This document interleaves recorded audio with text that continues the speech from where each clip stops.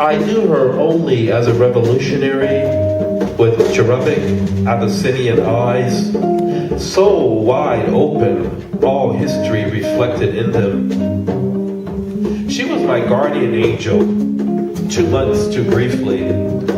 Ultimately, the cold, black, threatening 45 she tucked subversively into the wrinkled leather around her waist proved no more protective than a juju amulet. She had never wondered who her guardian would be. As with a Dostoevskian comrade, for her, capture came as a warm release. Men in work rags worshipped her devotion to their self-liberation.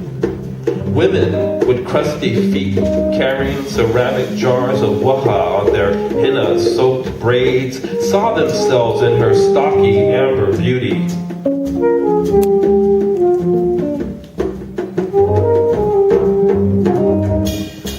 But she was also ugly epochs of emaciated peasants wrapped in land yet without land. When finally they seized earth, she was one of their rough, chapped, hungry hands. When they strangled feudal lords who had ground their ancestors into a fine, dead dust, their fingers were her fingers on the lord's collapsing throat. She was one of the crimson flags waved on eucalyptus branches in Revolution Square. She was Stalin's organ, throwing a mass of missiles at her futile invaders. She stood surrounded by history makers who only now began to know who they were. Teff growers, taxi herders, and prostitutes, mamitas, professors, and bakers, poets, priests, and street urchins. Sorrow was their lovely illumination. They were her reason, her motion, her life.